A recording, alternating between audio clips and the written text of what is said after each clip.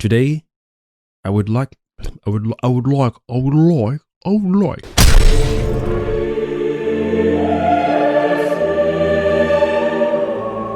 Greetings, ladies and gentlemen. It is I, your one and only host, the Cosmic Jedi. Welcome back to my channel.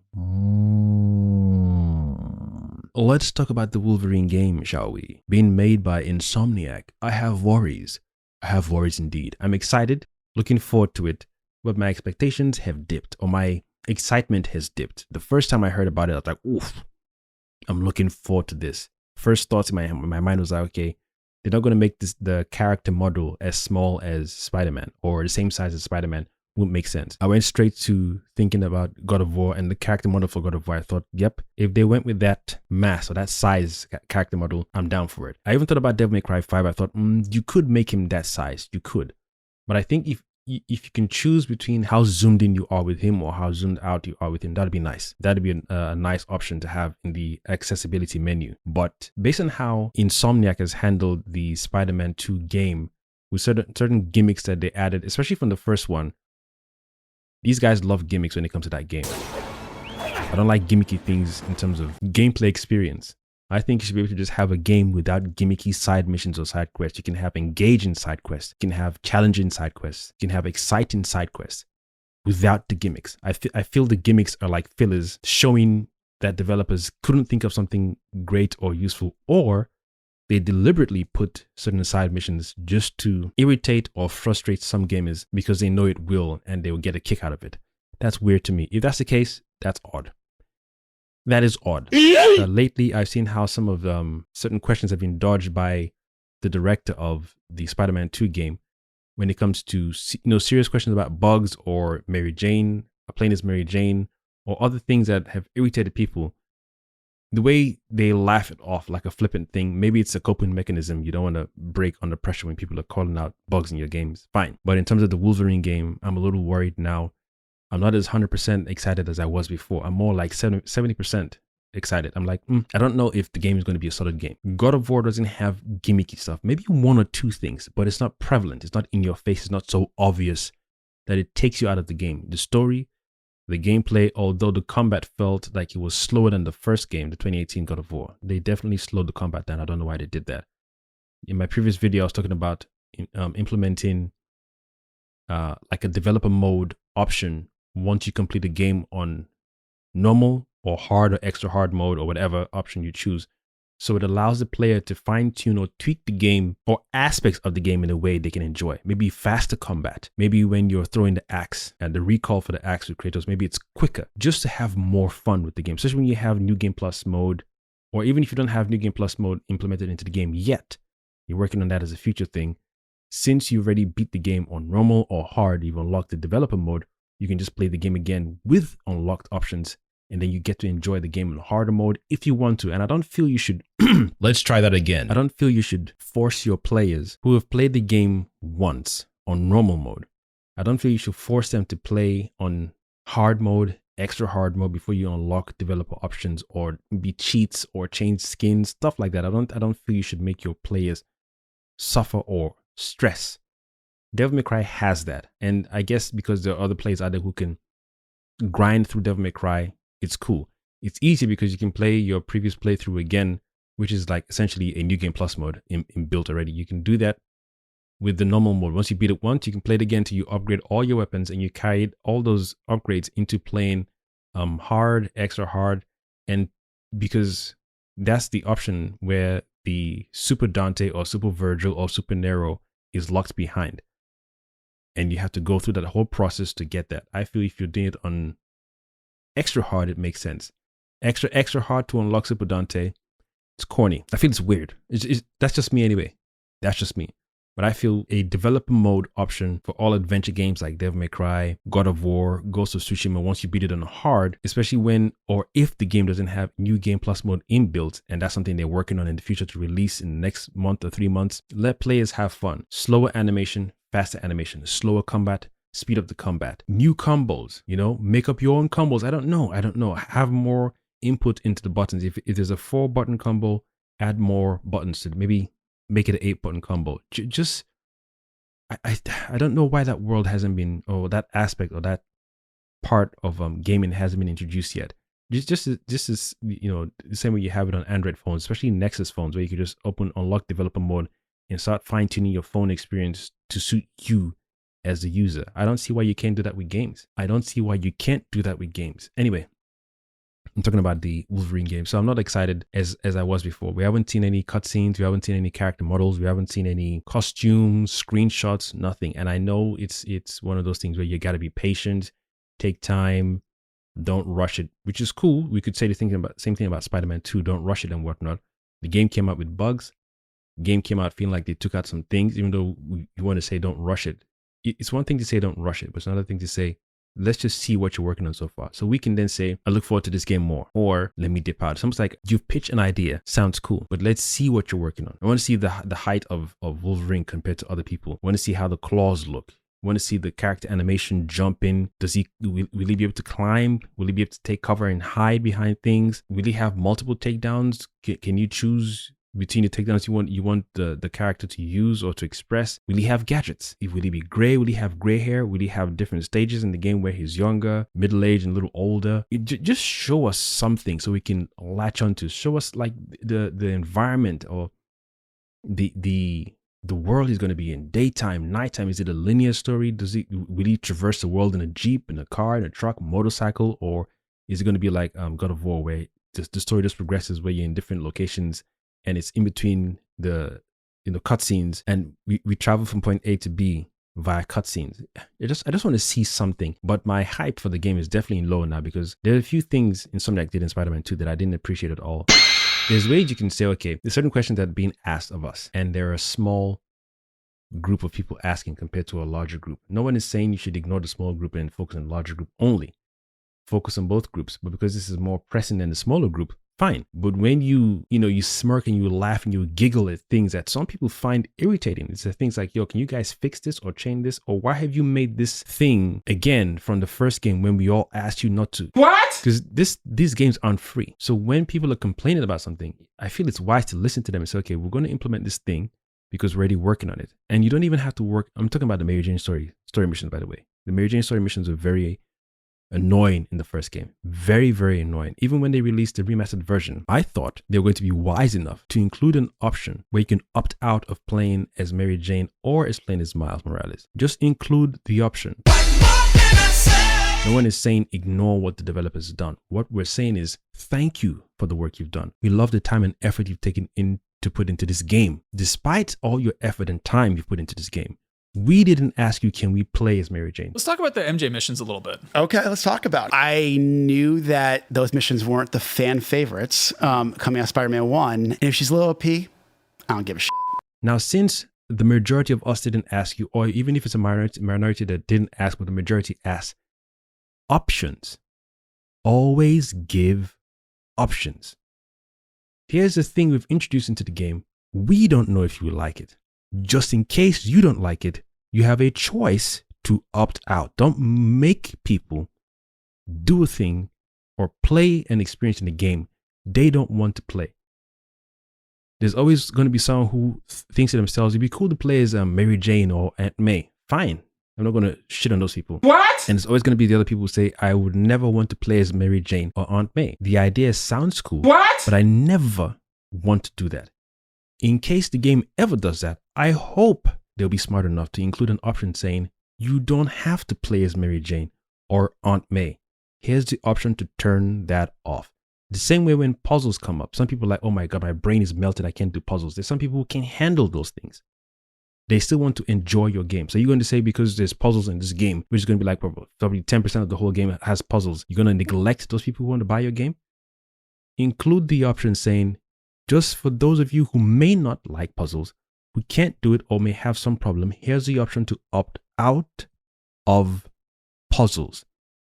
Give your players options. Always give them options. It is us who are buying your game. Give them the choice. If it took you 10 years to develop the game, don't include gimmicky, dumb shit in the game whilst you're sweating your balls for the 10 years. So that way we can appreciate your 10 years. But if you throw in dumb shit, gimmicky shit, your 10 years means nothing because you've enjoyed including this gimmicky shit. But when you put an option, you can opt out of the gimmicky shit. Hey, 10 years is worth it. Thank you for the option, by the way. It makes sense you put that in there. So it's just it's a pet peeve I have with Insomniac games from Spider-Man 1 and Spider-Man 2.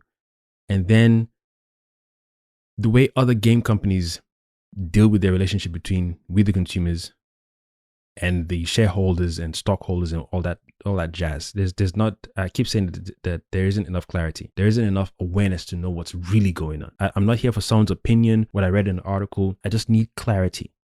This is how things are done. We can't break away because there's an alien holding us hostage. If we choose to deviate from this, the aliens will eat our balls and our testicles and our souls. That's why we know they can't do shit about certain things. Cool. So if we ask you to change this stuff, if you change it, the aliens will eat your family. Yes, understood. No more questions asked. But when we don't know what's going on and this one is telling this on opinion, someone is lying or doing some political response, everything's going to be up in the air. Anyway, I just say it's going to be about a Wolverine game. My name is Wolverine. I'm the best there is at what I do. But what I do isn't very nice. I was 100% in. Now, like I said, I'm 70% in because we've seen nothing. I'm not expecting them to give me a release date. I'm not expecting any announcement saying it's going to be out next year and whatnot. Nah, I don't even want it to be out this year or next year. I just want to see what it looks like. I would like to feel what it looks like. And I feel these days, some companies are deviating from the old school tradition of demos. Prepare to die. Whatever happened to the days where you could just tell people you're working on a game and you want to find your audience and find your group who are excited for the game. And in that same excitement, you release a demo, or you release a demo and an event where you can come or get a code and test the game. I don't even know how the test the world thing works.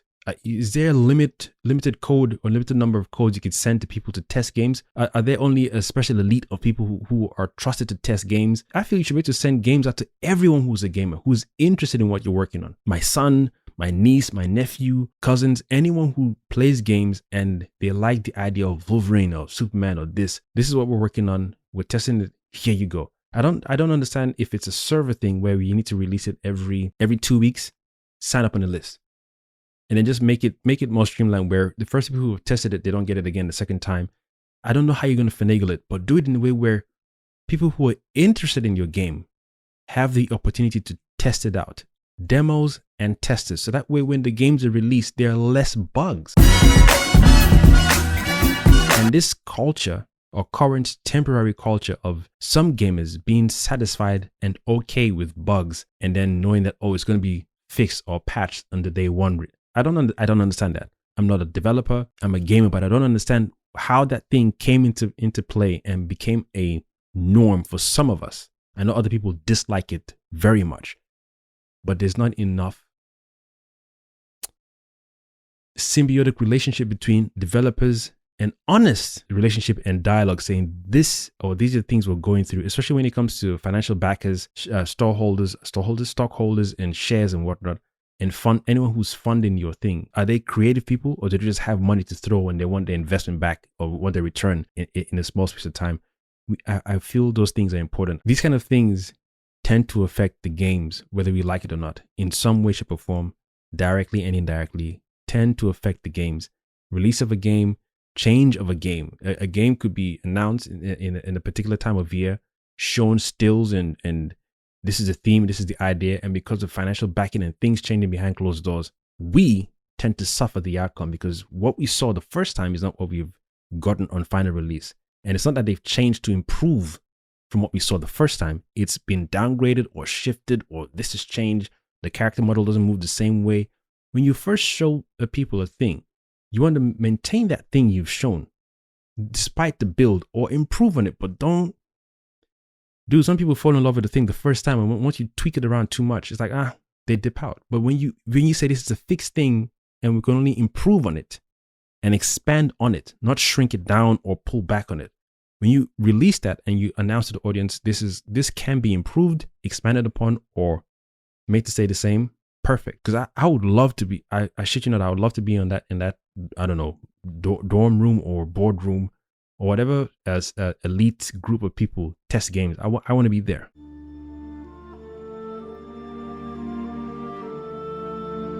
I would like to be there because there are far too many games out there that have come out with just so many bugs and issues and finished animations that I've just looked at and thought, there's no way you guys looked at this final animation and thought this is satisfying for other people. Just because you played it and you like it, you're one person versus 1,000 people who play your game. That doesn't make sense to me. You're doing it for yourself per se, but for a gazillion amount of people. Do it in a default way where it's at least palatable to everyone. Like I said, include your developer mode option in the game. So then we were like, yo, that's cool, but I wish you guys did this and did that. Then you're like, oh, guess what? You play the game in hard mode, you're going to unlock developer mode.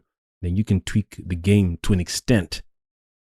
Like what they've included in Spider-Man 2, the accessibility option, same thing with Santa Monica for God of War Ragnarok and even God of War 2018. Beautiful. They should keep that momentum and improve on it. Your players are the ones who are the final say on your finished product. Financial backers, shareholders, cool. I even wonder I don't know if it's been done already, but I do wonder if the future of gaming is where we fund the developers, saying, don't fuck around with what you've shown us the first glance. For us to put money into your game and whatnot, we need demos, beta testing regularly. Plus side, I feel that is a future that is a viable future.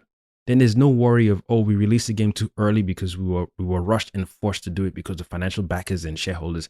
There's none of that. And then you don't want to come into a zone where we, the gamers who are funding the project, we're like, oh, guys, can you release it a little sooner? That's some dumb shit. If you say this is the window is 5 years, we cannot release it in 4 years' time or 3 years' time. We have a 5-year window and we can only meet the 5-year window or go outside of it to 6 years or 5 years and a few months. But we will not be, we said 5 years, but because we did it so awesome, it's now in 3 years' time. Nah. If there's a meal you're preparing and you're cooking that needs 20 minutes to be well cooked, you can't say because I've got a special cooker, it's going to be cooked in 5 minutes. No, you want to be able to prepare a meal that needs 20 minutes. Oh, I'm planting a particular fruit. It takes, I don't know, 2 months to grow, but because I've got this new technology, it's going to take 6 days. Nah, I'm not eating that shit. No, thank you. So I'm a little worried about the Wolverine thing, and I just wanted to throw different this conversation about gaming and what gaming is looking like these days between gamers and developers. That relationship needs to be improved. It needs to be improved a lot more, man. This is the time that I always think to myself, I wish I had my own gaming company. And I will. I would love to. You know what? I won't talk about it too much. I won't. We'll keep that on wraps. Anyway, I've done. That's my little rant over. I'm really looking forward to New Game Plus mode for Spider-Man, and I'm cautious about the Wolverine game. There are other things I'm looking forward to in terms of what Insomniac has dropped gems upon, or not dropped gems, in terms of what Insomniac has mentioned during conversation. Things I'm hopeful for. But the Wolverine thing is literally at the back of the burner right now. I need to see screenshots. I need to see animation of character model. Maybe Wolverine jumping, spinning. Yeah, I just want to see what he looks like. Hair and all. He's going to be wearing a fedora, a hat, baseball cap, hoodie. You know, I just want to see what it looks like. Give me a full 360. Even if it's an old model, this is what we started with. This is where we're headed. Done. Just so we can look at it and go, okay, at least we know what they're doing. Because I'm thinking about that future where we fund the games company and you guys don't mess around. If we say we don't want something in the game, don't put it in. Otherwise, we cut funding. And then you're not necessarily, you don't want to make it a forceful thing. Do what we want, otherwise we won't give you money. No, we want it to be a beautiful, smooth, symbiotic relationship where we trust each other. You're listening to us, but we're also trusting you to take care of business the same way you did with Ratchet & Clank, Jack and Daxter, Spider-Man 1, Miles Morales, and Spider-Man 2. We say, no, these guys have done a great job. With other games have obviously worked on in the past as well. So we trust you to just keep at it and be awesome. But don't do dumb shit. Don't think, oh, it'd be cool if you do this. These guys would love it. Ask us. This is the ideas we have. What do y'all think? A major group says yes. Small group says no. But because the major group says yes, we'll go with it. You can go with it either way. Options. I know I've said it already, I'll say it again. Give your players the choice and options so we can choose to opt out or continue. What's the point of spending $70 to $100? So I imagine games are going to get more expensive in the future. And then when the game comes out, my God, bugs should be the least of our problems. Day one patch should be the least of our problems. It shouldn't even be on our tongues as conversation. I bet there's going to be a day one patch for this one. No. You want to be able to play the game from the start to finish on day one and say, God damn, shit is awesome. By the way, does this game have New Game Plus mode? Oh, yes, it does, players. Awesome. I'm keeping the game. I look forward to playing it again on hard mode or extra hard mode. Let us play the game. Don't tell us how to play the game. You can advise us how to play the game, but don't say you must play it like this on this mode. Otherwise, you're stupid or you're not a gamer or you suck. Let us play. I'm done. I have been your one and only host, The Cosmic Deadeye. signing out from this beautiful rant.